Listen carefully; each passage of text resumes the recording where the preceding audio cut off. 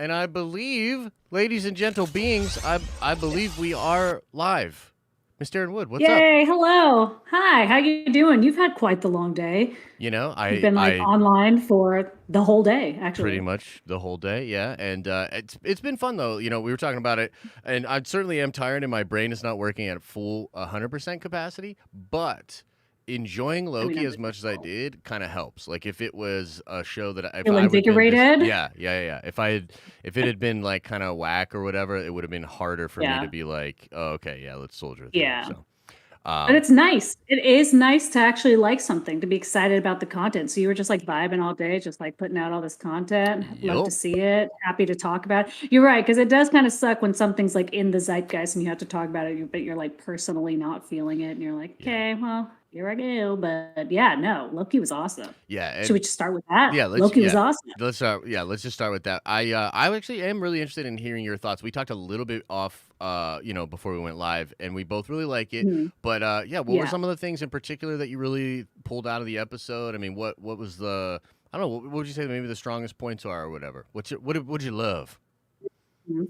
I don't even know how to say like I guess I'll just like, you know what? I think my brain will, I'm going to go chronologically. So I'd say first things first, I like that it started quick and fast, you know, that old John Wick kind of style where it just gets you going Yeah. and it hops right into what it's trying to tell you. It doesn't spend a lot of time going to be like, this is what the TVA is. It just like throws you into what the TVA is and then Yeah. lets like the pace of the story tell itself. And so immediately right off the bat, I felt it started a lot stronger and faster than if we're going to compare it to like WandaVision and Falcon and the Winter Soldier. So that was super exciting. I was like super pumped on that. I was like, oh yeah, we're going, we're vibing. And like also right off the bat, this is actually probably one of my favorite things about the show is just the production value. Like you gotta love a good old Disney budget. Goddamn, when Yeah. No, they yeah. can put that money into it, it looks good. It sounds good. The costumes are good. The Yeah. set design was good. The CGI, the graphics, like everything was super strong, super on point because you know they got that big bucks. They do I have love that to see big it. Disney bucks, and I think they put it to good use in this Yeah. episode. It was, the thing that really blew me away most was sort of the music and the way that they create a vibe. Like the way that they You mean like create the a vibe. background music? Yeah, exactly. Like it just sort of sets a vibe in for the scene. I thought the pulled back shot of him falling out of the sky with that crazy landscape behind them. Like that's such a wild shot. In Yes. just a few moments, the show for me showed that it has so much more scope than some of the other shows. It felt bigger than WandaVision. I mean, WandaVision's very isolated to, 100%. that the basically just that house for a little while and then eventually the whole Yeah. neighborhood and you sort of come out of it. Falcon and the Winter Soldier, although it does happen internationally, you don't really get a sense of scope at all. It all just feels like it's all happening on the run with missions that who knows where exactly they're at. Are they in this border? Where are they? You know what I mean? So this to me, No, for sure. Yeah. right away I was like, dang, like this has the right scope and feel. And then again, when you get into the TVA and it's just so interesting how he goes right from that scene in the desert, just right into the TVA. And then you're like just in it. You know what I mean? So, No, that's what I mean when I talk about that John Wick. Oh, sorry. Go no, ahead. no, no, no, that you're good.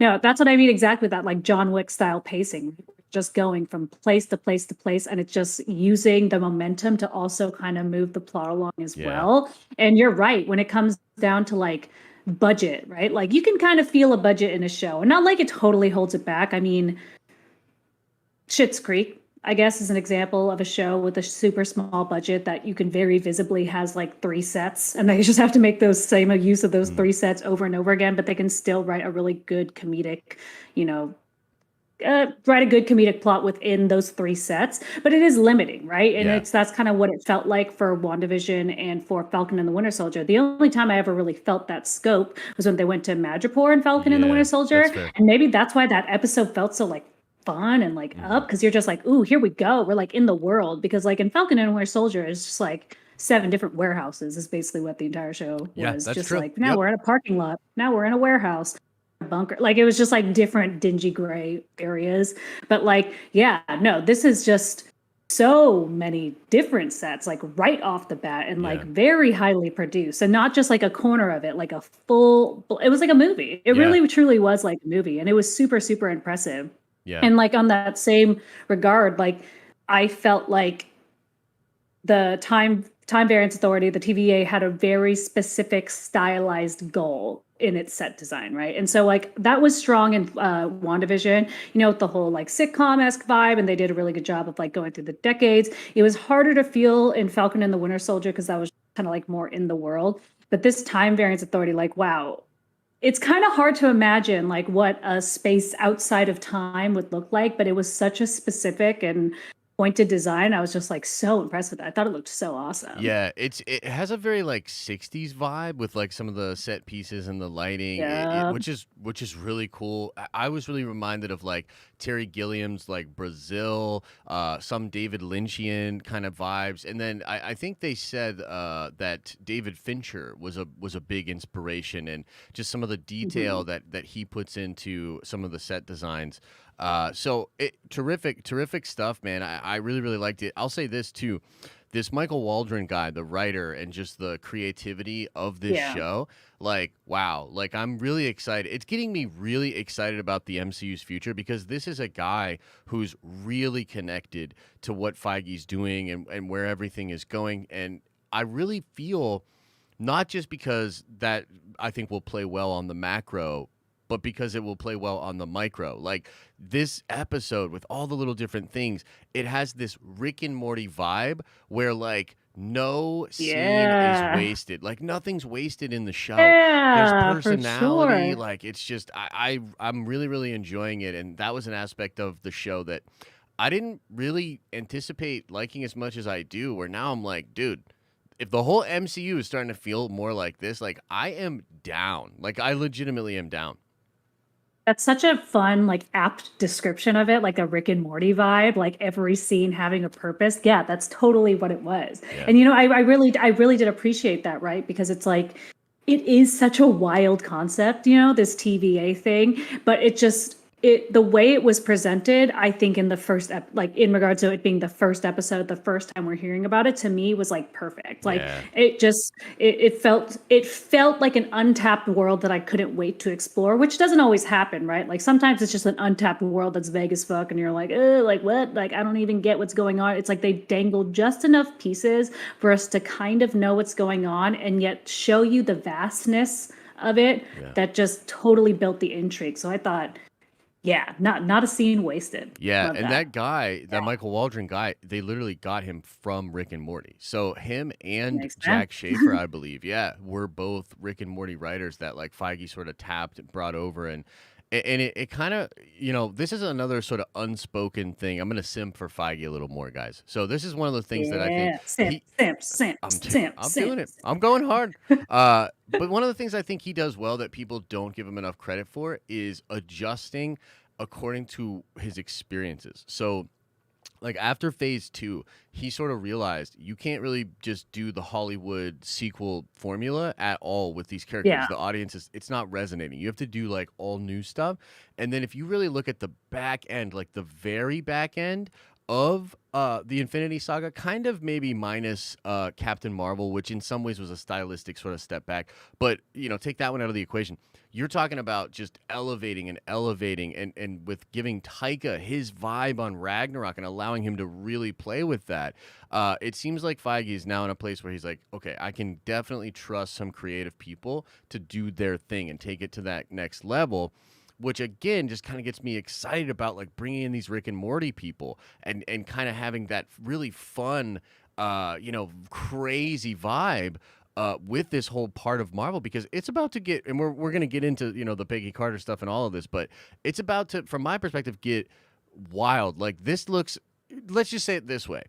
The Infinity Saga. We spent 10 years building up the Infinity Stones and building up Thanos. And we now just met a bunch of people that use Infinity Stones as freaking paperweights. So, like, the whole game has changed. The whole thing is Yeah. going to be totally wild now moving forward. And I'm pumped. Like, I'm so surprised at how pumped I am just after one episode where I was, after Falcon the Winter Soldier, I was a little bit like, you know what I mean? But now I'm like, I am here for it. You know what I mean? No, I totally agree with that 100% because it's like that I think is the genius of Kevin Feige and the genius of Marvel because if they kept trying to go back to those same kind of this is what worked the first like you're right, the classic sequel model where it's like let's just, beat the dead horse again and see what worked last time and we'll go with that. It's like no way. You're not going to spend 10 years telling a story a certain way and then get away with doing it again. Like get fucked. And you're right. That's what happened with Captain Marvel. Like when it was kind of like a step back in that same kind of phase 1 kind of style. It just didn't work because people are like, dude, we've moved on. We need a new kind of story. And with that Rick and Morty vibe, like you're saying, it's perfect because Rick and Morty does. I don't even know how to describe it. It's like a structured empathetic chaos. It's just like it is completely wild and it's completely unhinged, but it always finds its way back into a centered narrative, right? And so even if the story and the plot and everything is going in all these different directions, it has a narrative goal and it always finds its way to make that chaos like wrap back into that center thread. So yeah, dude, Rick and Morty is the perfect kind of style for what they're going on because it's like what they've now uncovered in the universe that they're going forward with is chaos, like multiverse, like timelines, like shape-shifting scrolls, like phase 1 bye. Like it's just not going to work for that anymore. It's too crazy, it's too wild, and so they have to find a way to make that craziness and that silliness still feel grounded and feel like something that we can relate to because that's always the thing that surprises me about Rick and Morty, right? It's like they're telling the wildest story of all time that you end up relating to in a way that you're just like what just happened. Like a great example of that is the Pickle Rick episode, right? Is literally about him turning himself into a pickle and then like fighting these like Russian rats in a sewer, but like it's not about that. It's about therapy. Like it's literally just about therapy and the fear of like confronting your own demons, and you're just like, how did you do that? So that's what it needs, and you know what else? So smart to go in there. For sure. No, he's on another level with this kind of stuff. I mean, he brought in the community people, right? Everybody was like, "What? The community people?" And then the Russo brothers end up being like national treasures as far as I'm concerned, right? So he's got a real eye for that, and it's just another kind of feather in his cap. But you know what else Rick and Morty does very well is they have alternate versions of characters and multiversal stuff going on, and yet they also find a way to stick the identity of these different characters, and you even get attachments. You're able to have attachments to the different versions of Rick and the different versions you're of Morty. so fucking right. So it's like, yes. It's so perfect for like what we think they're doing. You know what I mean? Heading forward. No, that is. Yeah, I'm like loving this whole conversation. It's like getting me excited. Now I can see why you were vibing all day because this is it. This is an exciting thing to think about because you're right. It's like the whole thing in the Rick and Morty that is like a consistent and constant thread is they're always bringing in other Ricks and other Mortys. But yeah, you're right. They always do have that grounded Rick and Morty identity, and they use that grounded original identity to inform the new identity and to give that more nuance in the new story. Like, it's wild, right? So good. Dan Harmon. I sent for Dan Harmon, dude. Love that dude. No, I love Dan Harmon actually, and I there was an interesting quote that he had. It's sort of a little off the topic of what we're talking about, but he was talking about this Michael Waldron guy who, I'm probably by the end of Loki gonna be a Michael Waldron simp. You know what I mean? But let's start it now. It's gonna happen. It's happening. I can already see it. Let's start the fan club. It's already started. The feelings I'll make the t-shirts. Starting there. It's already in my heart. But he has also been tapped by Feige to write Kevin Feige's Star Wars movie.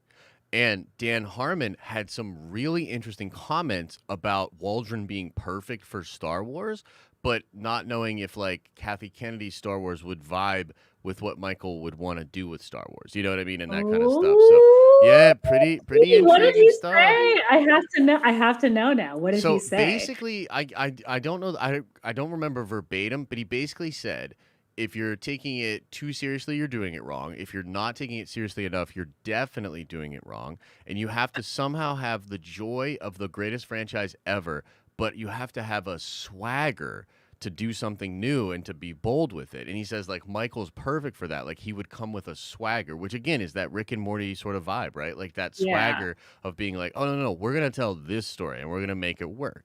And that is probably something that Star Wars could use, you know what I mean? But yeah, again, he and I found it very interesting that Harmon would just speak so candidly about how he doesn't think Kathy Kennedy's Star Wars would like embrace a creative like that.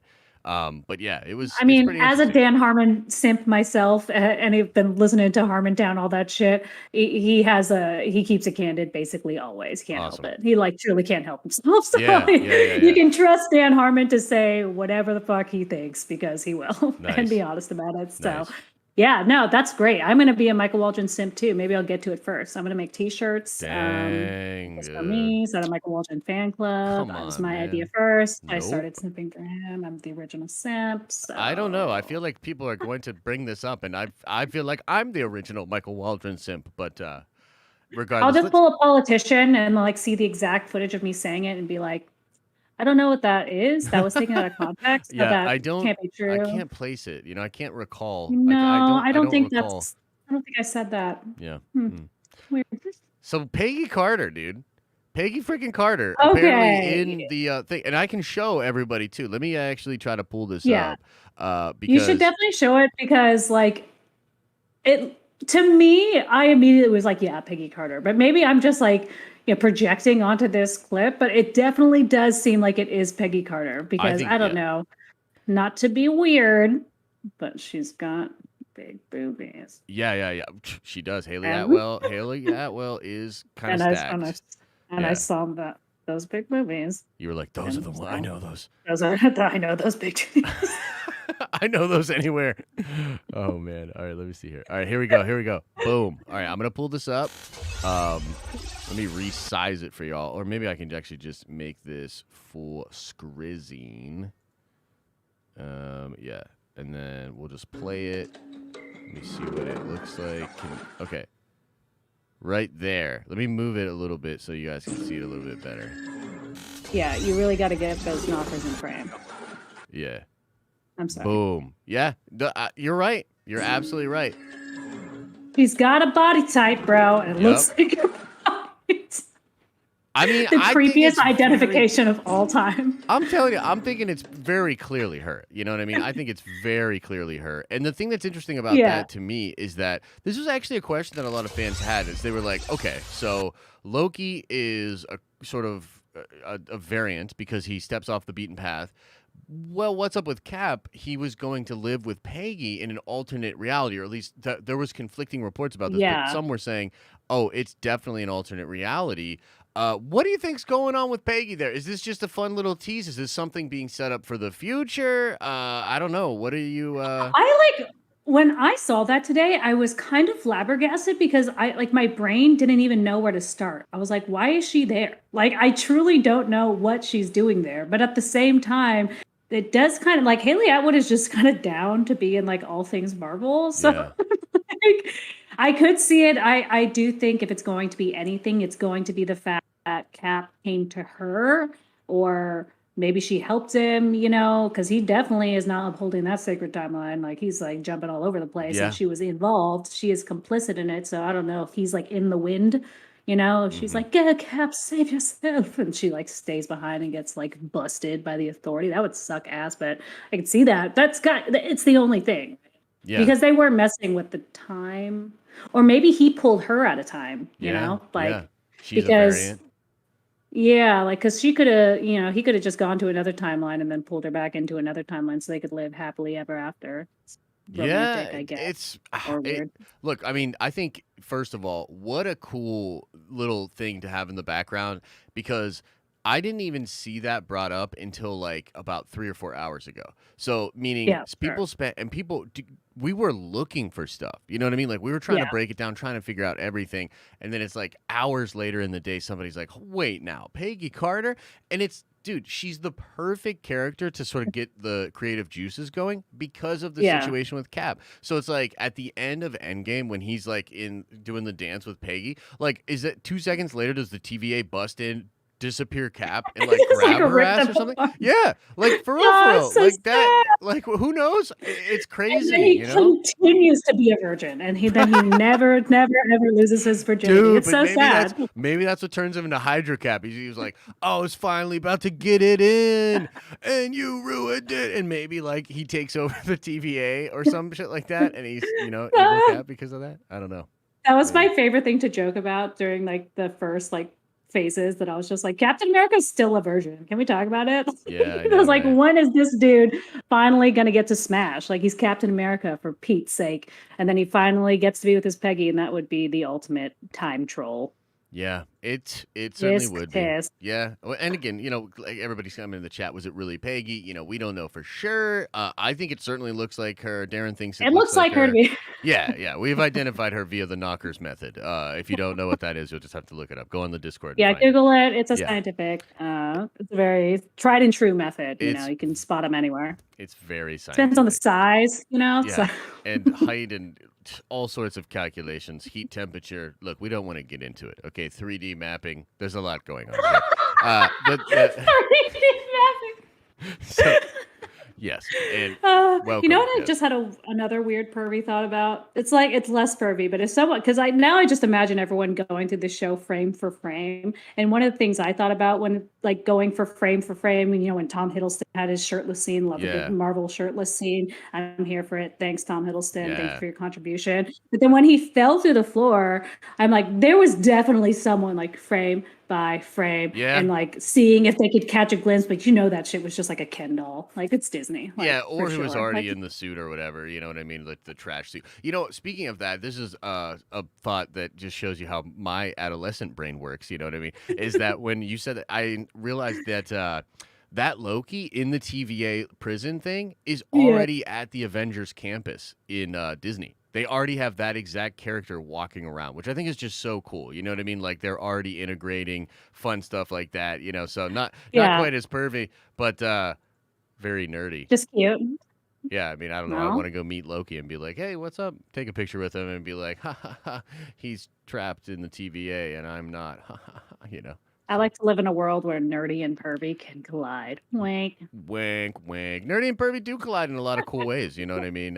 In a lot of cool ways. But unfortunately, I don't think this Peggy situation is one of them. I think that I think this might actually bode bad news for Captain America and for Peggy. And let me explain, Darren. Let me take you down a nerdy rabbit hole with this. Okay. Take me. I'm ready. So they say in the episode that the Avengers were supposed to go back in time. Okay. And so I think that it's possible that something that happens in Endgame with that time travel tampering allows for Kang the Conqueror to eventually become a person. Because I think that Kang, or something to do with Kang, is pulling the strings behind the TVA. And so the only thing that I can, because there's like this moment, there's a lot of like things I keep going back to in the show, but he's not talking about approving or disapproving of things. It's all about the proper flow of time in order for things to happen, right? And in the comics, during the like Council of Kangs, essentially Immortus was sort of tricking the Prime Kang into killing all of these variant versions of Kang so that Prime Kang would be guaranteed to end up as Immortus, right? So if something that's similar to that is going on, is the TVA allowing the Avengers to make a bunch of branch timelines because they know that what's about to happen with like the multiverse of madness and all this stuff is going to lead to an eventual way for Kang to be kind of introduced, because we know, of course, Kang is going to be an Ant-Man and the Wasp Quantumania. Paul Rudd is kind of the person that initiates the time travel in Endgame. Do you think there could be something like that going on? I 100% do. I totally agree with you in the fact that I think that the TVA is actually like a nefarious entity that is under the guise of preserving the timeline, but I think they're trying to preserve a specific timeline. So it would make sense that it's Kang trying to make sure that the events that happen do happen. Yeah. And it does make sense that, rascal, that Captain America always, getting in the way of those villains' plans. So it does make sense that maybe that's what they're foreshadowing, because based on like what Chris Evans has said and stuff, I don't feel like he's done being Captain America. I really do think we're going to see him again. And I think that was our kind of first indication of like setting that up, because I do think if we're trying to preserve a certain timeline, and Captain America was kind of dancing around all the timelines of the Infinity Stones, that could put that into jeopardy and also not be something that he could necessarily chase down. So maybe he's like got to Peggy so you get to Cap, whatever. But yeah, I definitely do think this is like a Kang or someone or something situation, because it just does not, I don't know. It's something wrong. There's something wrong. Yeah. It does not feel all hunky-dory like it's supposed to. I mean, I love the way that it's being projected right now, because honestly, if it ended up being just like a positive, wholesome entity, I would believe that too. And that's why I think it was presented really, really well. But I do think there's something sneaky afoot. Yeah, I agree. And I think that this Peggy thing could be a part of it. And I think that would be so cool for them to tie into that and just really go for it. You know what I mean? You know what else? I just want to just riff with you on a couple of other things, because I was sort of thinking about this whole Wednesday situation, okay? Two things I think here. I was thinking about this today because I like this show so damn much. I was like, man. Wait, pause. Yeah. Before we go on to Wednesdays, Yes. I do think it will be really interesting too, that if we do see, because one of the things that Loki did say at the end of the episode is that he can't go back. So regardless, they're like stuck out of time, right? Yeah. So it's just like, I wonder if the setup of the next phase is going to be Loki watching this timeline that is going to ultimately end up in their big battle at the end of it happen, and really being able to stop it. Yeah. I don't know. That's kind of interesting. Yeah. I mean, that could be the way. I kind of think that my theory on sort of that situation is that Mobius is actually, I think Mobius hates the TVA, and he may be actually secretly working with the other Loki variant, and also now with the new Loki variant, in order to try to overthrow Kang, essentially, for all intents and purposes. Because there's a couple things that he says that are, there's some weird stuff. Like, so Loki says, I want to burn this whole place down. And he says, I'll show you where my desk is. You can start there. And he's like, he doesn't like his job. You know what I mean? Like, he's just the classic, like, I don't really like my job. There's this moment where Loki's like, the TVA is very formidable, as he's like setting down the Infinity Stone, and then Mobius says like, that has been my experience, which is like a really weird way to answer that. Yeah. And then when he's like, how long have you been here? And he's just like, I don't know. Time moves differently. I'm telling you, I think that he is possibly like wanting to help Loki and overturn the TVA, which would be really, really interesting. I'm just curious if they're going to be able to re-enter any timeline doing all this work, because it kind of seems like they're stuck out of it now.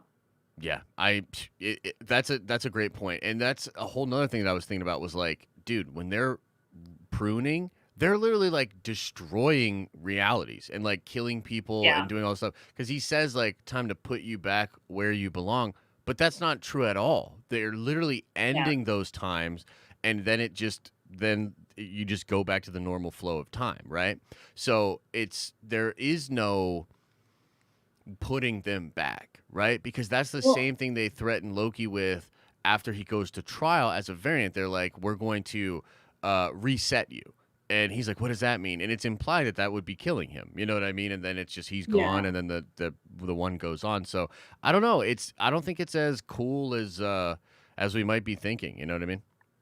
I wonder what stakes they're going to employ on this, because I mean, in like Star Trek Discovery, when people are not in their correct timeline, they start to slowly degrade. Like their molecules do not fit in that universe, and they kind of start to get pulled apart in reality and like eventually die. And so if they employed that in this multiverse situation, I think that would be super, super interesting, because maybe that means Gamora can't stay. Maybe it means Cap can't stay where he is, and that no one really gets to just hop through timelines. If you can go for a little bit, but eventually you are going to die. And so, Yeah, and I'm also I think it also will lend itself to a lot of fun times in this show because it will take some of that stakes out, right? Where they're not in that universe. So they keep getting like come in, come out, come in, come out, as Yeah. opposed to like going through the same linear storyline. So yeah, I'm excited. Okay. What's Yeah, next? We I can really yeah, I well, I mean, yeah, that's really cool stuff, and I hope that I hope there's a future for this variant Loki, even if it's just him being trapped behind in the TVA, maybe whatever the TVA becomes with Mobius or whatever. But this is such an interesting place to take this character. You know, I saw some people saying that they feel like that they just took him back to where he was arced out before, and I totally disagree. I feel like this version of Loki is at a completely different place than we've ever seen Loki before. Like for for him sure. to literally be like be so broken and so blown away that he's going to fully admit that he doesn't like hurting people and he does it for the illusion of power to get some modicum of control through illusions. Like that's deep character shit. Like that is crazy for him to be that broken down. He's Yeah. essentially admitting that. Now I still don't think he's just going to give up, and I still think he's going to be the mischievous scamp that he is, but he's certainly at a totally different, new, interesting genesis as a character, which is kind of just a credit to the craziness of this writing team. Like that is just wild to take that character that arced out, to pull him out of his arc, and then put him ahead of where he arced out, but give him a whole new place to play as a character. You know what I mean? I think it's pretty fascinating. I felt like that was so tactfully done for the show in regards to like his character development and getting him to that place. Like literally watching your life and watching how futile all of your struggles were like of course. Like of course that would break the most arrogant, the most reckless of person to see everything play out and fail. Yeah. Yeah.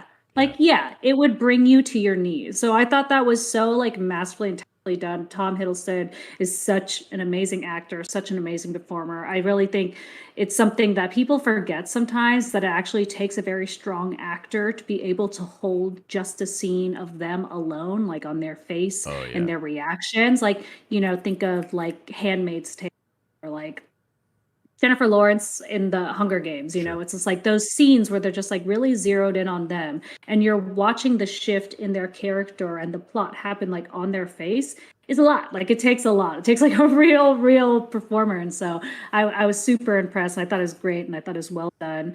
I thought the contrast of doing it against Owen Wilson's Mobius character was Yeah. also Great choice. super interesting. Yeah, can we talk about Mobius for a second? Because Yeah. like what an interesting character. Like I really love what they're doing with this character because I think with Marvel, I'm so used to that like quippy, like back and forth that we've seen now literally 700 times with like Iron Man and Doctor Strange and Bucky and Sam and Thor and Star Lord and less like, that same like back and forth, quick, jab, but like very ha ha ha. Like it's kind of the same style, but with different characters.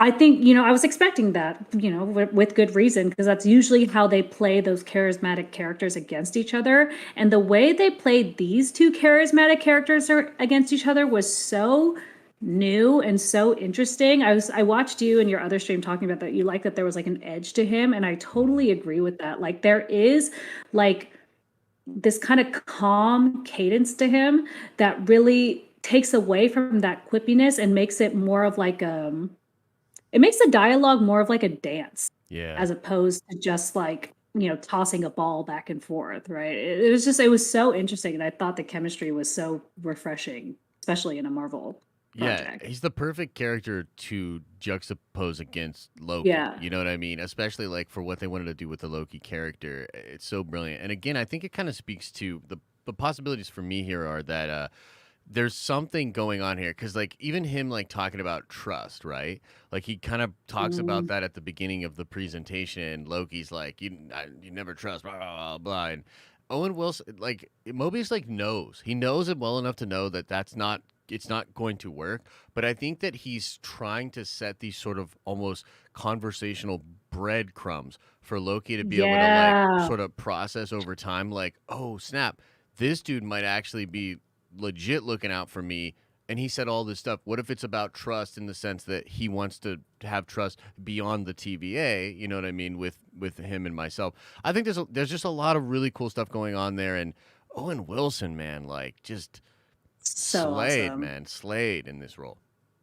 Well, yeah, I like the way they used like word that like with conversational breadcrumbs because it's like establishing trust with Loki is like revealing his own truth to him, right? And like Hmm. giving him the points and the outs to kind of discover these things on his own, but like guide him in that direction. And it's like Wilson is really great at this kind of portrayal, and I think that's why he's like a staple in those like very stylized Wes Anderson movie. I thought he was Hmm. great in Midnight in Paris. That way to do that calm, charismatic cadence that like hinges on these like light moments, but that is still like really dialed in, Hmm. and just yes, Yeah. chef's kiss. Yeah, it's awesome. So now let me complain about a few things. So, Okay, uh, come I play time. I was thinking about just how much I love the show, and I was like, dang, like, why did this have to be the third one in the middle of the summer? You know what I mean? Like, why? To me, it really feels like this show is. And look, we're one episode in, so let's pump our sort of hype brakes or whatever. But to me, this just really feels like what people have been looking for in a lot of ways, and I can't help but feel that after WandaVision and after Falcon the Winter Soldier, and now we're into summer when people can finally go out and do stuff, that I just can't help but feel like Loki may not get its due because of some of the externalities. And I'm like, man, that's a shame. So, like, my first thought was this show should have come out right after WandaVision. And then I think maybe Falcon and the Winter Soldier should have been the summer show. I feel like that would have been maybe a better pace. And then, like, even the patriotism more around July and July 4th maybe would have fit a little bit better. So that's like my first thought. I don't know. Do you have any feelings on that take at all? It's a little odd. I'm not gonna lie. I was thinking about this too. I'm like, maybe Wednesdays is actually better for summer because when people are in the summer, they're gonna be more inclined to be out on the weekends and go out on Fridays. And so having a show on Friday is maybe just as bad as having it on a Wednesday in the summer. Like viewership is down. Yeah. But it is so hard to get hyped for something in the middle of a week. Like I Yeah. couldn't watch it last night when it came out. I know a bunch of people in like the Nerdventure community were talking about how they're trying to like kind of like scramble to watch it after work. Yeah. And I just feel like it is such an awkward time that really is going to affect its viewership. But then I also don't know if that's better for this summer, so I'm not quite sure. Yeah. But I do think it seems like it was intentional to put their strongest show at this point because I don't think WandaVision or Falcon and the Winter Soldier would have like survived this block.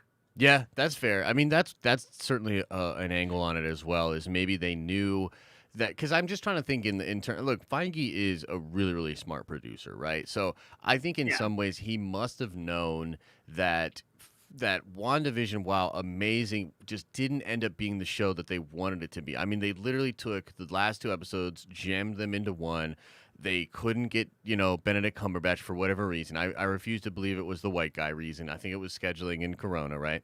So, like, he promptly. Well, you're canceled. So Yeah, I'm canceled now. Thanks. that's what that you would say that as a white guy, This is you true. would say that. This is very true. You know what I mean? I guess I should Check check your my. privilege. I was just gonna say that I should check my Same privilege. joke. Check it at the door. Check it at the Just made the door. same joke. But no, like for real, like I don't know. I think Feige may have known that he was working with maybe something a little softer, and he was like, "Look, WandaVision's still going to be great and intrigued, but we're not quite ready, so we have to pull some of these things out, or the pandy affected it as such, right?" Falcon and the Winter Soldier, obviously heavily affected by the pandy. You'll never convince me that it of otherwise because it's just the virus thing is totally gone. I mean, it was literally called Pandemic Productions. There's so much evidence to suggest that the Yeah. mouse was like, dude, remake this show basically. And it just didn't slap at the end, right? So maybe he knew, okay, we got to kind of suffer through these, and then I think we can really deliver on Loki. One of the other aspects of this is that the pandy was in full swing when they were creating Loki. So instead of having to readjust on the fly, have people leave a country, then come back and try to, Yeah. they were in it so they could design their workflow, and the sets and everything based on the present reality. And so not a lot of things sort of had to change. Yeah. So I don't know. I mean, maybe Feige, in a sense, knew. He was like, we just gotta kind of make it into Loki in some ways. And again, it's I think part of that is also recognizing that WandaVision and Falcon and Winter Soldier are not bad shows. I think they are just shows that don't quite hit to the expectations of that Marvel fans have, which is very high. So I think it Yeah. could have sort of been that plan, but it's leaving me feeling like, man, you've been holding back, Feige. You know what I mean? Like, I for real feel like they kind of been holding back on the goods. I feel like it's a business decision though, right? Because I do think while WandaVision and Falcon and the Winter Soldier were still good shows, I just don't think they were strong enough to hold a Wednesday spot. Because in my opinion, it's like it seems like if you're gonna hold a Wednesday spot, that means you're a good ass show, right? And so it's just like you have because if it's a good show, people are gonna watch it regardless. Like doesn't matter what day of the week it is. They're gonna get pumped for it. They will rearrange their schedules to watch this show. And if they feel like Loki has that potential and they're in all these like weird positions with like, Disney Plus is like, no, we're doing Bad Batch on Fridays. And they're like, okay, well, we still have to do Loki. And they're like, okay, well, then you're going to have to do Wednesdays. You're like, whatever show you're premiering in this time block has to do Wednesdays. And they're like, okay, well, then we're going to put Loki there because Loki's going to slap. And that's the one that people are going to like show up for because I think it's our strongest project and we've put the most into this. Whereas with Falcon and the Winter Soldier and WandaVision, I do think those benefited from the fact that nothing else was out at the time. Because they were good shows, but I could just see some people getting bored of them if there was something more exciting going on. Yeah. So I do feel like it makes me think that Loki's going to be good, hopefully, because they're confident enough to put it on a Wednesday.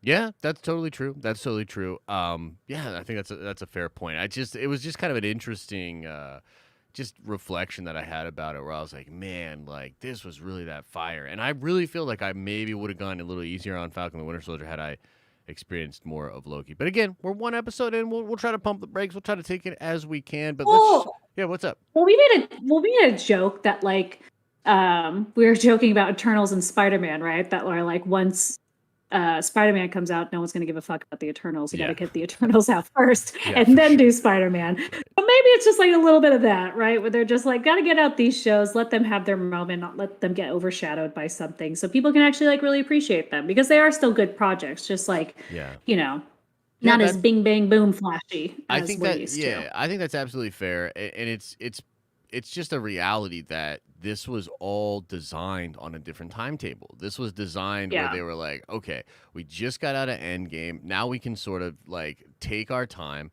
like sit back, give a breath, right? Do Shang-Chi, do Eternals. And then we're going to get all that crazy stuff the year after, right?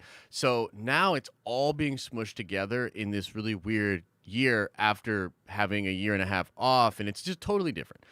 So it's well. I also wonder in regards to like Disney Plus because like Bad Batch is out on Fridays right now. So it's like, I mean, did they call dibs? Like, how'd that work? That's also something I was thinking about too. Because frankly, I mean, look, I like Bad Batch and I love Star Wars. I mean, Star Wars is my first love, but it's crazy for me to think that a show that has been averaging like 25, 26 minutes per episode and is animated, how does that show get priority over an hour long, 50-minute long episode? They're really like 45 or whatever, but like these very long episodes that are essentially setting up phase 4 for you. You know what I mean? In a lot of ways. I don't know. That to me is a head scratcher. Like, how did the Bad Batch get the Friday over the freaking Loki show? I don't know. I wonder how Disney prioritizes those things, especially since they're trying to build this huge platform and try to get as much viewership as possible. Because it does seem like Loki's really going to be that thing that brings in the viewership. Yeah, I don't know. Yeah, how do they choose? And it's clear and I wonder if there's a beef.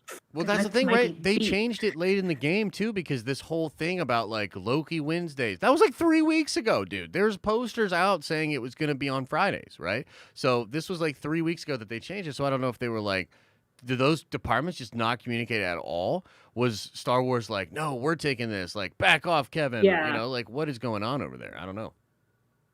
Yeah. I don't know.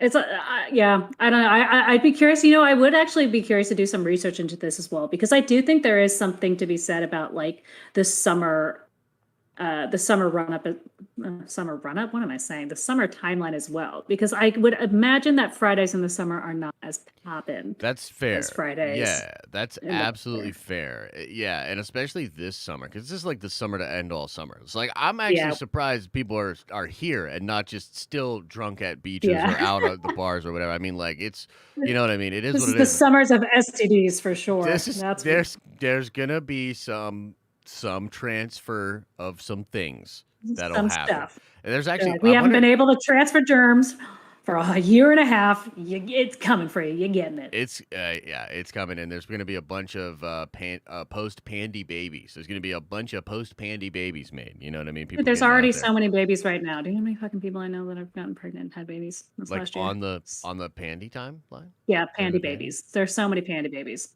There's Dang, literally like 5 people at my company right now who just had babies. Not even kidding. dang, pandy babies. I didn't. Okay, I Yeah. guess. Yeah, This happens when you can't leave the house. I guess that makes sense. I guess this makes sense. You got to do some baby making when you can't leave the house. That makes sense.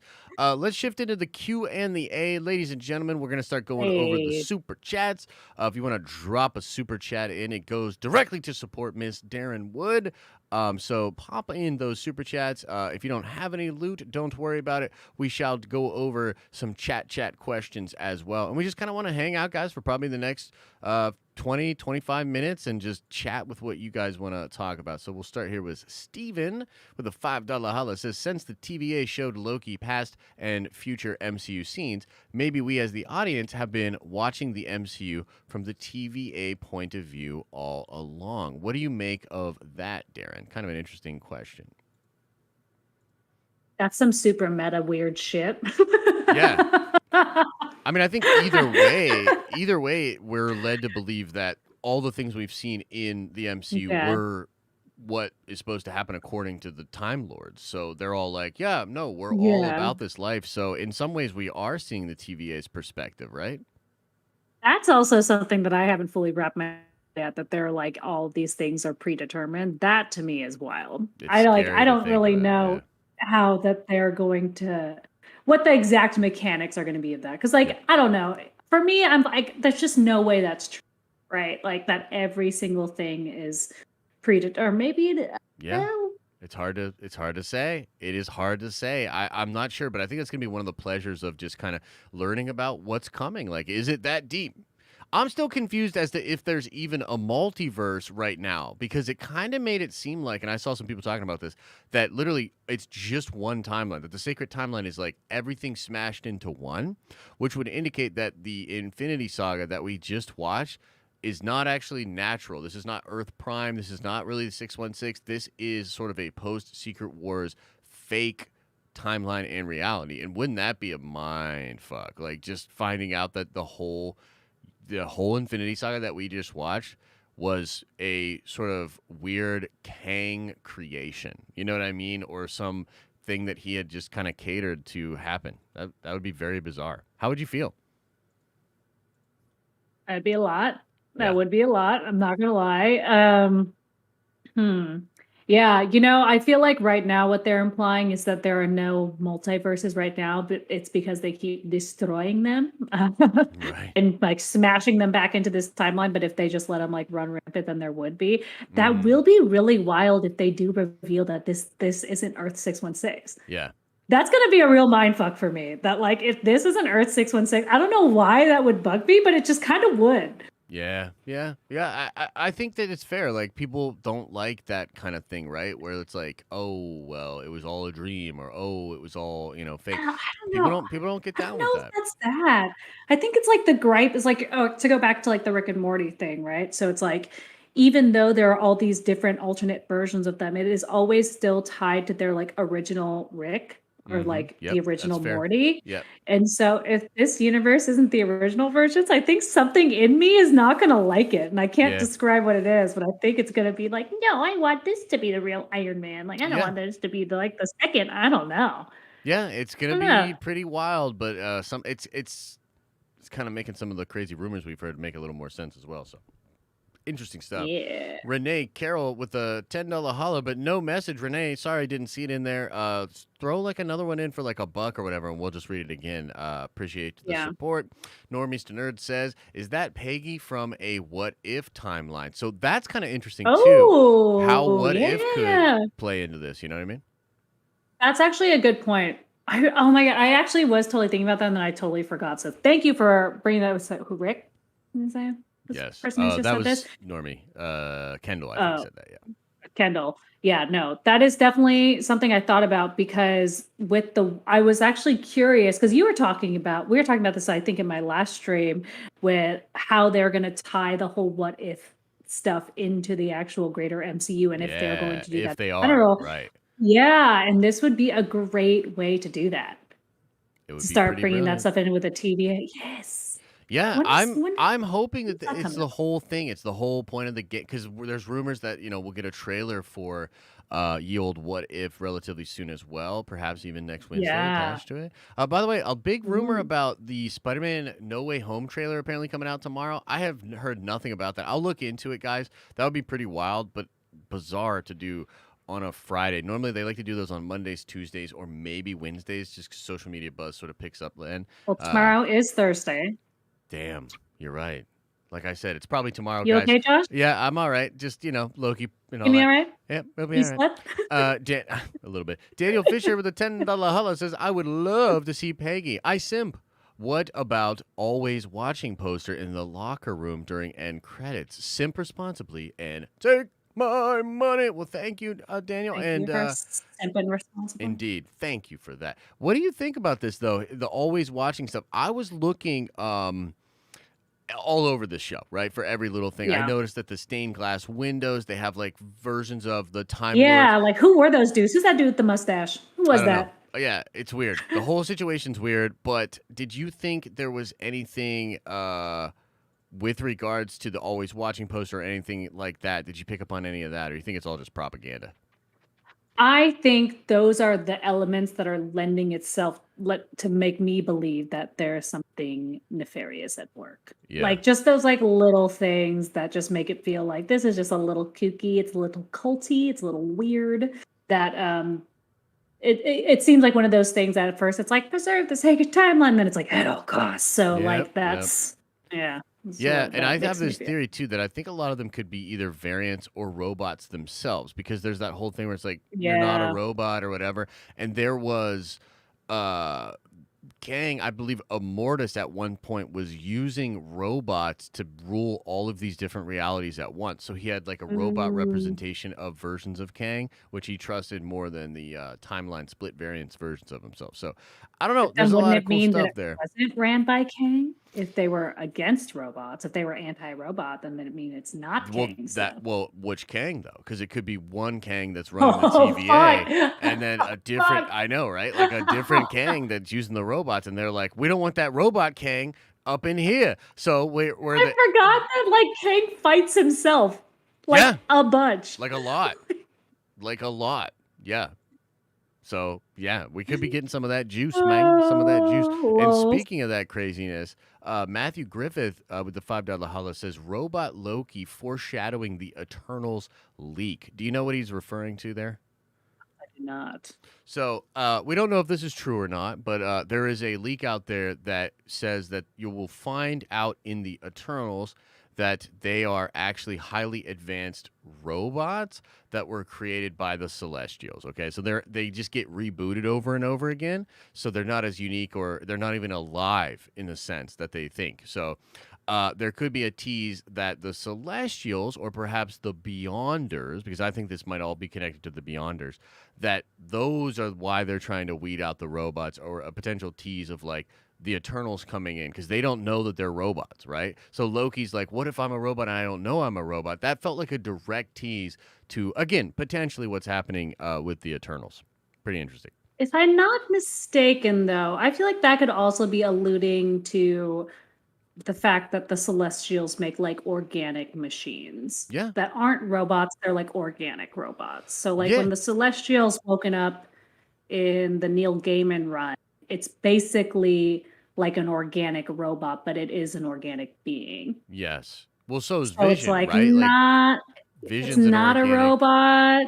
Yeah, and it's like all their stuff is made out of like stone machines that like move and stuff. So yeah, I'm not sure if that is saying that it's like a robot, or is the fact that like the way that the Celestials have employed their technology in earlier days is by Yeah. using organic material in like a more functional way. So I don't know. Yeah, yeah. I'm with it. It could Yeah, mean any number of things. But it is interesting, and I couldn't help but think of that leak. I was like, dang, that's crazy. yeah. Let's see here. X-Wing says, can't stay. I haven't watched. Have a great stream. Thank you, X-Wing. Appreciate the love. Ash Hammer says, Thank you. banning the homies, not banging. I'm banning people. Oh Right, fuck! right on, Ash. Dang. Normies to Are you a nerds. moderator? I know, right? He's moderating all over this. Normies to nerd says, what is female Loki stealing reset bombs for? Okay, so that's pretty interesting. By the way, pretty much a lot of evidence to suggest that the variant is female Loki that they're going after. Um, Hot. so yeah, super hot. And what could she be taking those reset things for? Do you have any theories, any thoughts on that? If they're trying to get rid of Kang and the TVA in general, I would imagine that would be a way to like disrupt them from plopping into the same points and like keeping on their trail. Yeah, Because if they're just resetting everything and starting it over, then that's kind of like them wiping their tracks. Yeah. could be. She could be gathering all of it to eventually blow up the sacred timeline. You know what I mean? Like maybe she True. just wants to have those weapons or whatever to use against the TVA. I'm not Mhm. 100% sure, but hey, they seem Ooh, useful. female Loki. Female I hope Loki. she's sexy. Yeah, yeah, she's. I forget they have there was set photographs of who it is, and I forget the name of the actress, but yeah, she's a looker. She's a looker. Fan Jexer says it's the buddy comedy that we were promised in Falcon and the Winter Soldier. I agree. I can't believe I'm saying it, but they are legitimately better than Mackie and Sebastian together. I don't agree, but I agree. Like, I don't Mm, think it is a buddy cop feel, and that's actually one of the reasons why I like it. And interesting. I think that's also why it's better than Falcon and the Winter Soldier because Fair. Yeah. I wanted more buddy cop in Falcon and Winter Soldier. That was kind of one of the things I was like yearning for to have a little more is that whole buddy cop feel, and that is that very like quippy like Sure. but like Yeah. I like this weird like intelligence like Yeah. It's tango like a that they're chess doing with game these. between Yeah. them. Yeah. Yes. Yeah. Yes. Very cool. Yeah, no, that's a good point. That's a good point. I changed my answer to what Darren said. Let's see here. Fanjexer also says, fun fact, Lost aired on Wednesdays. But yeah, that was back when like it aired at a select time and everybody got excited about it. This is like we're Yeah. gonna throw it up That's on a the that's a streaming service. different that's a different TV game. I totally get that, and I think that does lend itself to the point that I was making, where it's like if a show is good, people are going to watch it regardless. It doesn't matter what day it's on. It doesn't matter like how late it is. Like people will watch a good show if it's good. Yeah. But I do think it's kind of hard to compare the mechanics of how they used to do network television to how they're doing it now, because it's just like a totally different game. Because back then, those weekday primetime spots were hot because Yeah. everyone was watching TV all the time. So it's just like everyone had their TVs on every evening. So to have a primetime weekday spot actually was a snag. I just Yeah. don't know if that's true anymore, though. So Yeah, and, I saw Adam speaking in the chat a little bit, and he was like, "I was trying to make a really cool comparison, but yeah, no, a bad comparison there, Adam. Do better next time." And then, holy canceled. cow, the simp lord himself, Mr. Anderson, with a very generous $100 donation, says Hi, we're. Simper. This, he says, so we're not going to talk about the slight jab at the Nightmare leaks Owen Wilson dropped. Oh, and long live the Simpire. I love that, the Simpire. Yo, nice. Thank you, my simper. Yes, man. Thank you for the love. Always simping responsibly. Always. And what do you Like think? leading my simp legion. What do you think about this Nightmare business? Do you think he's throwing shade at the Nightmare leaks, or is he actually indicating that Nightmare could be something that's involved, on a level of like the TVA? Because he's like, that's a different department. What do you think? Just a fun little tease, or maybe an idea of actual Nightmare? I'm like blanking on what this is referencing. So Sorry. Nightmare You're gonna is help me out they here. were it was heavily rumored that Nightmare would be involved in some ways I remember that. For WandaVision, and Nightmare, the entity was also rumored for Doctor Strange 2 and a Yeah. classic Doctor Strange villain. And so I don't know. I think it could be something as simple as that, or the fact But that like Owen Wilson said something on it. oh yeah. So he says this place is a nightmare. Loki says that, and he said that's another department, and I'll absolutely let you burn that one down. Is what he said. So yeah. Oh, Mm-hmm. I Mm-hmm. missed. Mm-hmm. Mm-hmm. Yeah. Yeah. Do I get my nerd card taken away for that? Because I missed that sweet, sweet pun. Yeah. And now I got it. And I will hold it ransom. Nice. No, I'll give it back. Yeah, no, I do think that was intentional. Of course, either it's shade or it's a setup. But Yeah. either way, Yeah, I agree. like intentional. I have a feeling it's probably more of a setup because like it might still happen for Doctor Strange too, isn't it? Yeah, it might. The camera got all weird there. Sorry. I think that I think Shuma is more or less going to be the big bad, but there could be many villains in Doctor Strange too. There's rumors that there will be somebody even Yeah. grander than Shuma, and I think again it could be the Beyonders and sort of a big setup for Secret Wars. But If it is just shade though, that's the kind of shade that I like. You yeah, know, the one yeah, that's like quick pun and a quick joke that being like, we heard the rumors and we changed our mind, but lols. yeah, Give yeah, it which could totally work. And I love how they really shot down the Mephisto stuff right away, which is so much smarter than like what the Yeah. other team did. Where they were like not very careful on social, and then tried to like Yeah. re-explain stuff. It's like don't do that.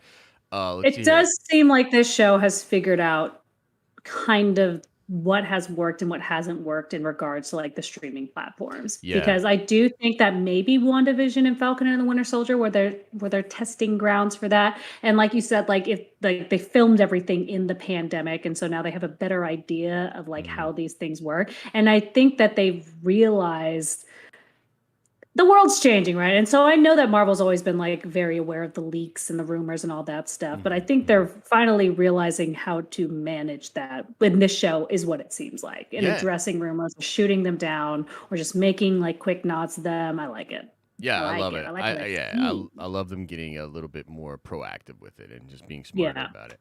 Colt says, I'm setting up for my first Comic-Con back this weekend when Loki was going through the metal detector and asked about being a robot. Eternals Easter egg, he asks. And yeah, this is just another question about Yeah. that. Colt, we already kind of went over this. We appreciate the support. But yeah, man, I definitely think I believe that leak. I know it's crazy, and I know a lot of people are like upset about it because of the robot thing, but I think it's actually going to make a lot of sense because I think it's also, I think, going to work to tie the Celestials to a much more grand, crazy power because, like, the Beyonders themselves are so advanced and powerful that, like, they could potentially be creating beings for sure and creating Celestials and, like, making it so that this is how the Celestials procreate and doing all this stuff because they're literally beyond everything. So, I don't know. Yeah. I think a lot of that stuff kind of could make sense, but I also know why people are a little upset about it. I mean, a magic organic robot is still a robot. It's still a robot. It's still got metal parts.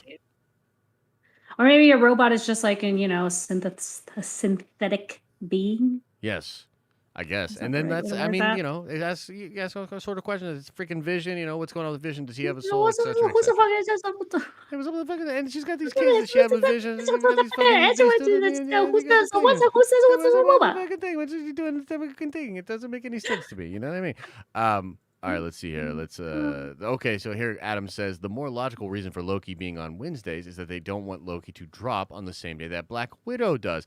That's fair. That's fair, but what a fun day of like Disney Plus-ing stuff. You know what I mean? Because their Black Widow is going to be on Disney Plus for that premium access. So that I don't know, man. I can see that, but yeah, I don't know. There's got to be There's got to be some kind. I'd be so. I want to peek behind a curtain. I want to know. I want to Yeah. know what is creating these business decisions of why they're choosing certain days over certain days. Especially because I can't imagine Disney Plus has that much data to them, and I wouldn't imagine that like Netflix or anything would make their data readily available to their Yeah, no, competitors. They'd be definitely like, not. "Fuck you, figure it out on your own." Yeah, for So sure. I wonder if they're just guessing right now and try to figure it out. And Disney Plus, they don't have like a huge subscriber base, do they? So it's like I don't really know. I mean, they have 100 mil now. They have 100 mil. Yeah. Oh, So no, okay, no, yeah, take it back. yeah, Okay, not bad, okay, not bad. that's pretty good. Yeah, it's not Pretty good. bad. Damn, That's good. it's pretty good. Let's see what else is going on here. JC Ramadas says Bad Batch came first because of May the 4th. Yeah, but May the 4th was a Tuesday Ah. or Monday. I forget. But it was early in the week, and then they just committed back to their regular release time later that week. So you had 2 episodes in the first week, which was also sort of a weird choice to me. But I see what you're saying, JC. But I think there's something more to it than that, frankly. They're just like feeling bad for like Star Wars and the Bad Batch. They're I mean, like, it listen, it Marvel, could they're not doing great. You're gonna have to give Star Wars Fridays. You guys are gonna be fine. You're doing great. Star Wars, on the other hand, they need it. Give them this win. Just Yeah. give it. Well, Give it there's to them. some evidence, and I actually want to do a little vid on it, and I might even do like a whole stream on this. But like, there was a really interesting article done by I think it was the hashtag show, and they talked about just the sort of rumors of beef between Kevin Feige and Kathleen Kennedy. It was the first time that I saw Mm. someone that actually had access speak to this being a possible reality. So I'm pretty interested. I wanna do a little more research, I'm but interested too. yeah, I I wanna. definitely think it could be a thing, man. It kind of makes sense for a couple of different reasons, but I uh mean, 100%. Like, they're both independently working studios under the same umbrella. There's no way they're not gonna, like, butt heads sometimes. yeah, and especially with all the content they both have been producing, Yeah. it's a lot, And you know. especially if one is doing, like, objectively way better than the other one, I'm Yep, sure it's getting. yep, and has also signed to help out over there. So it's yeah, there's a lot to it. Yeah. Jordan Smith says female Loki's timeline got wiped for the sacred timeline, so now she wants to wipe the sacred timeline to return to a multiverse. Yeah, I could see that. I think that makes a lot of sense, actually. You know, Yeah. something along those lines. I think is probably what we will have in store for us. Absolutely. I mean, I literally like, I sometimes I laugh at myself at my own reactions, but when I was watching Loki for the first time and they're like, "The person we're hunting, dun, dun, dun," I was like, "What?" Like, I literally was like like, out loud, was like, "Whoa, yeah!" Yeah, yeah, So, like, I was excited by the yeah. development, It was cool. and happy to see it. I'm happy that they did it pretty much right away too, and they were like, "Yep, this Yeah. is what we're doing. Buckle up." You know what I mean? It's pretty cool. Let us see here. Rick O'Reilly says, "Do you think Eternals trailer song has significance for Icarus and Cersei plot? Don't they know it's the end of the world because you don't love me anymore?" Possibly. I do think that that love triangle is going to be a big part of. What's the song that they play? I don't remember it verbatim, but there is that line in there Popular talking. song. Yeah, it was cool. I like that song. I Yeah, like that trailer. I did think it was I a like it too. little, it's a teaser. You know, you don't get a lot in it Yeah. or whatever. But yeah, I generally thought it was cool. Um, yeah, I don't know. I mean, I'm down to see a love triangle. I think this is going to be a pretty interesting one too. You know what I mean? Like, why is she Yeah. falling for Dane Whitman? Like, what is the deal with that? You know, because I don't even think he's going to be Black Knight in the movie, really. So it's interesting. Deshawn says, "I wonder how the TVA is going to feel about the X-Men randomly popping up into the timeline." Well, they would probably be pretty pissed, wouldn't you say so, Darren? Yeah, I mean, if it's not adhering to their specific sacred timeline and all the things that they want to happen, then yeah, probably. But, hmm, I Yeah, don't know. What if it's supposed to happen though? I don't know. Yeah, What if it's all part of it's all the part of whatever the the fuck sacred the, timeline the freaking plan. yeah, give us mutants. Yeah, please give us Although, mutants. what did they? Who said it that they think that the first was Charles Murphy said that the first mutant's going to be Namor. Yeah, probably. I mean, Namor got more or less confirmed this week for the Black Panther 2 sequel. It's crazy. You know what I Yeah. mean? They're doing Namor, they're doing sort of Throne of maybe or rather maybe even Doom Wars or, Yeah. some of that kind of stuff. So I it's pretty mean, intriguing. I don't want to wait that long, but I'll take it if they just say the word mutant. Just say it. Yeah, I'm into it Say too. say I it. can't believe they Say didn't do it in it. WandaVision. That was another big I letdown for me. know. It's like so ridiculous that they wouldn't just do I'm that. just like, say the word. Say it. Yeah. Say mutant. Or even Just in, let us know. dude, you know what? The one mutant word drop in Falcon the Winter Soldier probably would have raised it a whole point on my scale. The entire show. Yeah. You know what I mean? Like just being real. Does that make any sense? No. Is it true? No. Yes. Uh, Matthew K says, all this TVA stuff really makes me wonder more than ever how Toby and Andrew Spider-Man will get introduced. Any thoughts? Yeah, I have a lot of thoughts on it. There was sort of some people talking about this today on one of the Reddits, where they think it could be something to do with Wanda and the Darkhold. But essentially, I mean, if you really think about it, the TVA setup with the timelines and the multiverse becoming one thing, I mean, these guys are ripped out of their timelines. Think about this. They're ripped Yeah. out of their timelines and they're put into the sacred timeline. I mean, that's literally kind of what we think is going to happen in Spider-Man 3. It could just be something as simple as maybe the TVA actually happens after Endgame and then is like, you know what I'm saying? Like where Yeah. whatever's going on with the TVA being taken over is actually a post Endgame phenomenon, which will set us up for, the possibility of the Spider-Men from those other universes just being stuck in the MCU for a while. And, I haven't done my sort of full thoughts and breakdown on this, but do you remember at all, Darren, where Tyrese was saying in some interviews, and this was probably in 2019, actually, before Pandy World, but he was talking about how he signed a multi-year deal because he's in Morbius, the Jared Leto Morbius film. He signed a Hmm. multi-year deal to do many different movies over at Sony, and he said they were all going to be inside the MCU. And so it's possible all of the worlds, including maybe Venom and the way that Carnage and that would end, is those two just popping up in the MCU. And then everything's going to be in the MCU for a while until it isn't, until we break that up and go back into a Secret Wars type setting. I don't know. What do you think? Yeah. I do think, was it Kevin Feige said that like this show is going to be the most important in terms of storytelling and setting up for phase 4 than like anything else that's happened so far. And I really do think that Loki is going to set the precedent for how the multiverses interact with each other and what can be possible. Yeah. So just like however this show resolves these timelines and like, if they say that because of this, then all these timelines just like spider web out, and there's just like all these different variations and Yeah. stuff, and then like you can access them through these certain ways and these certain points, and if you access them, then this happens. But then if you interact, like I just think it's gonna set up those rules. And then when we finally have that, then we can start like logistically thinking like, how are these people going to start folding in on top of each other? Because right now, what it seems like they're saying is that it can't Yeah. happen. Right. Yeah. Not really, Mm-hmm. but it will. But it will. But it will. I know it's pretty interesting. I think that, like you said, we will get answers after the show, which is fun, and we'll have plenty of questions So too. But fun. it's It's so fun. fun. It really is so fun. Like you're Yeah. right. Like I'm juiced. Like your favorite word. I'm fucking juiced. I'm juiced up. right now. We Off got the this show. juice. It's so good. We got the juice on the danger room.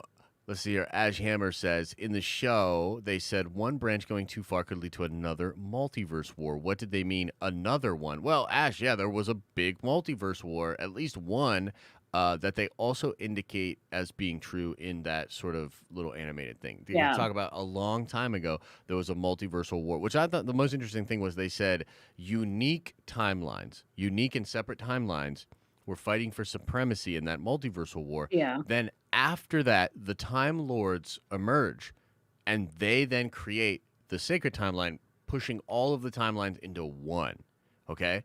So we really do think that that is what is going on in the Infinity Saga, but there's a lot of questions about it. So, yeah, Ash, there was totally another multiversal war in the past, and we might even meet some characters that survived that multiversal war. We've heard original Loki, right?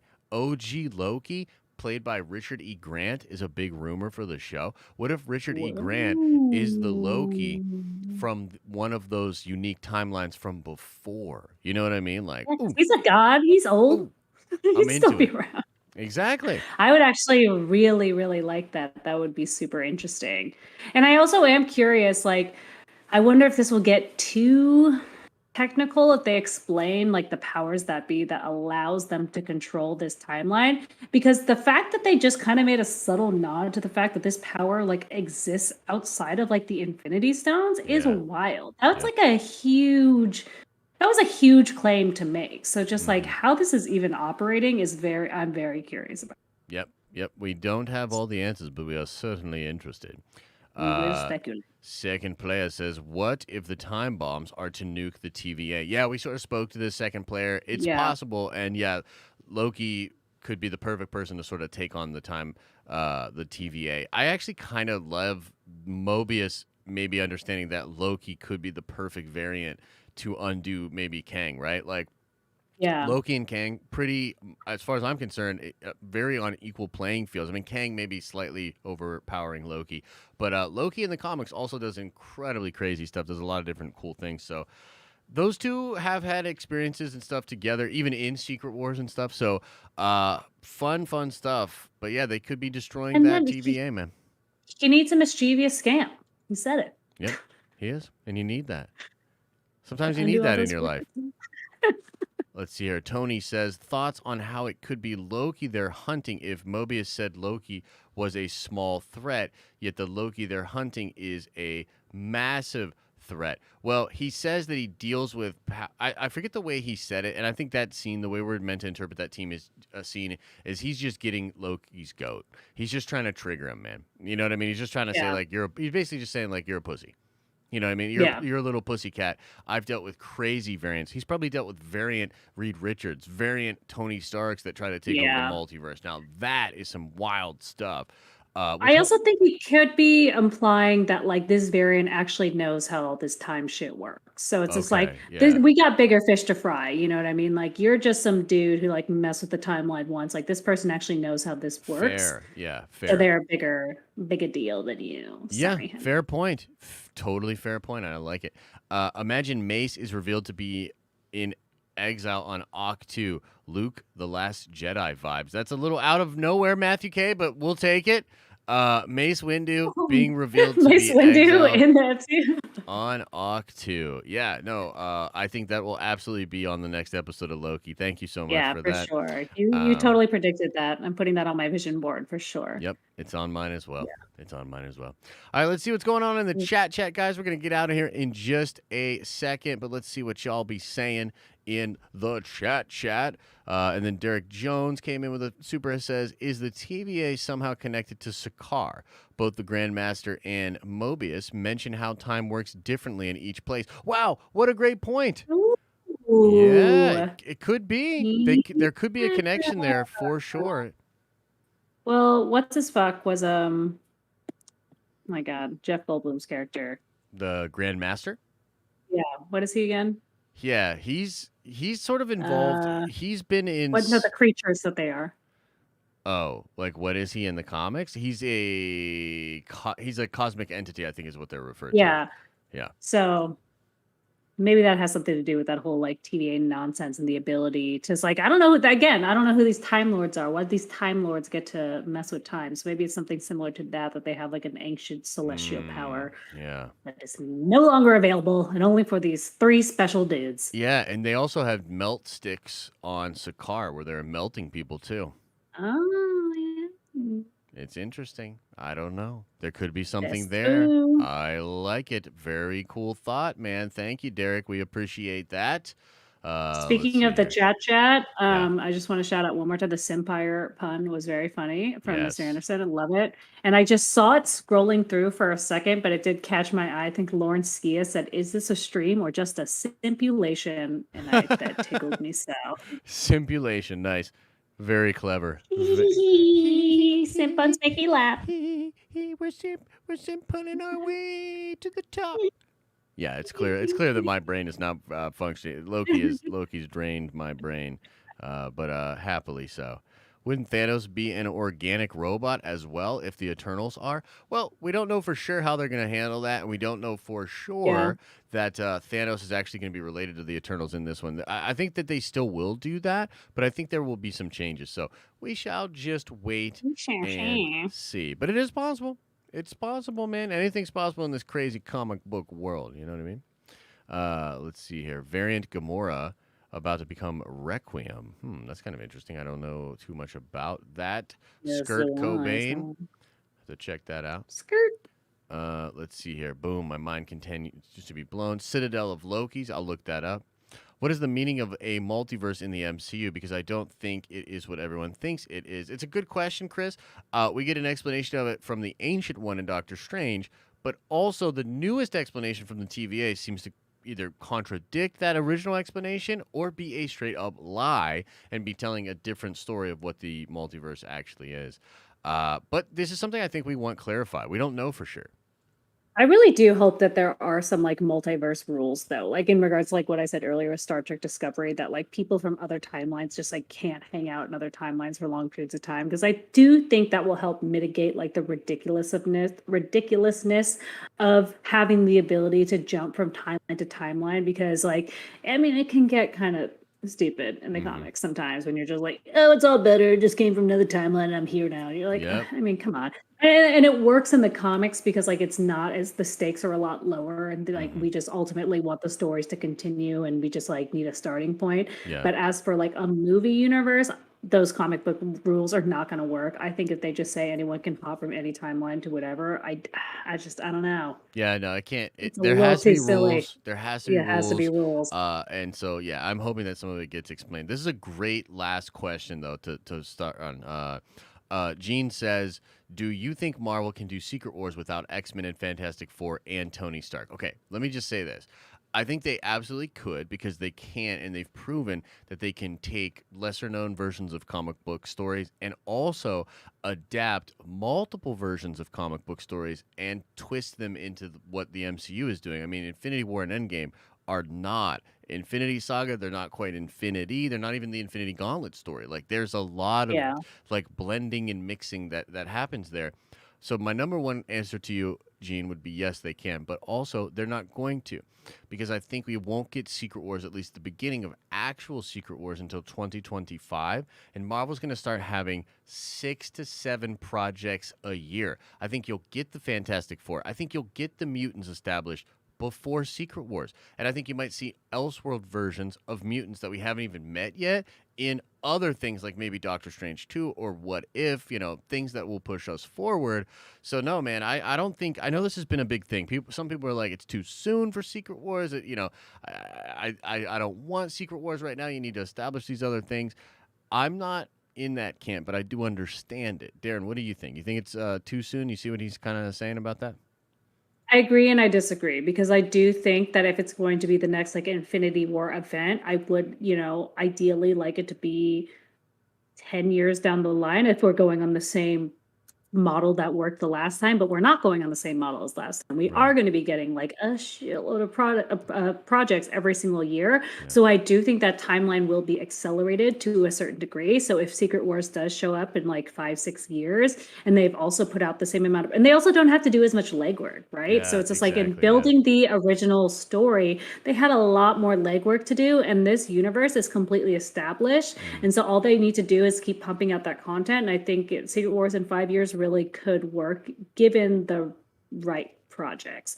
And honestly, I don't think it'll happen without them, but it also could, and I think it could work without them too. Like if they Yeah. really had to do it, like the universe, the MCU universe speaking, like is already so vast and so well built that whole idea of like, Shield being infiltrated and the impersonation, all that could function without those characters that we love from the comics. Unfortunately, it could. I don't, but I don't like you. I don't think they will. I think they're gonna get them in there before. Yep, I think so. They got time. But it's a cool comment to bring up, Gina. I do appreciate it. Yeah, for Matt sure. says here, hey Josh and Darren, my wife and I are so pumped to be back in the proper Marvel content again. Will you be doing public watch parties for Loki every week? We will. And I think we did it last night. It worked well. We got to get a splitter. We got to work a couple other sort of kinks out of the workflow. But yeah, we had a good time doing it, and we think we can do this. Like basically, Yeah. Elisa and I will do the watch party, and then we'll sort of tag team a breakdown video early, and then get a little bit of sleep, and then like I can do basically a spoiler filled where my brain is not really Nice. functioning. Kind of stream at 10:30 in the morning. So we think we can make it Yeah. work. You know what I mean? Like I think so. So we will be doing that for every week. And Darren, anything else you want to say to the beautiful Nerdvengers before we get out of here? I mean, plug plug your stuff. Plug your stuff. Well, if you ever want to search me online, you can just search me by my name. My name is Darren Wood, DarynWood. You can just Google me, Instagram, Patreon. I do fun cosplays and all that shit on there. But yeah, I think that's pretty much it. I'm like looking at some of the stuff I wrote down for Loki. I think we truly covered it all. I mean, We went deep. again, I'm very, very excited. I'm very excited for this show. You're right. I'm pumped. The next few weeks, it's really fun to be excited about something again. Yeah. And to look forward to what it's going to be. And I really do think this is really going to kick into that MCU gear that we've all been like itching for. So stoked. Good time. Good time to be a Marvel fan. Absolutely. One last one, just because Apar did get a super chat in here. Says, does Loki visit the WandaVision timeline? The ending tells us that she goes back for her kids, and maybe Loki is tasked to stop her. Take my money. That is pretty interesting, Apar. I will say, my friend, that is an interesting, intriguing idea. I don't necessarily see them doing that, but I'd love to see Loki and the Scarlet Witch interact. You know what I mean? Like, I think they're absolutely going would. to. I think that's going to happen in Doctor Strange. I think they're going to like kind of cool it on her for a little bit in Yeah. regards to her timeline. Yeah, for sure. Oh, Yeah. and Skirt Cobain here says, Cole is bad variant Loki. Who's Cole? I guess I'm not sure who that is. Sorry, Skirt. My brain not working so good. So we got to get out of here before I totally have a meltdown. Thank you, everybody, once again for hanging out with us. We always have fun doing these streams. We'll be back at it next week. And Darren, actually, I want to say this. Darren and Elisa are, if you're a Nerdvenger member, Darren and Elisa. Yeah, ladies night. stream. Y'all are doing a evening stream tomorrow, starting at 7:30 for the Nerdvenger members. So look out for that tomorrow. You're gonna see me on the evening streams, guys. Yeah. Thought you saw this face once a week. Get ready to see it more. Yeah. It's gonna be fun, man. I'm excited. Where are my lady ventures at? Yeah, where the lady ventures at? Yeah, for sure. The lady ventures always be rolling deep in these streets. All right, everybody. Till the next one. As I always say, I hope you're having an awesome and a nerdy day, and we will see you in the next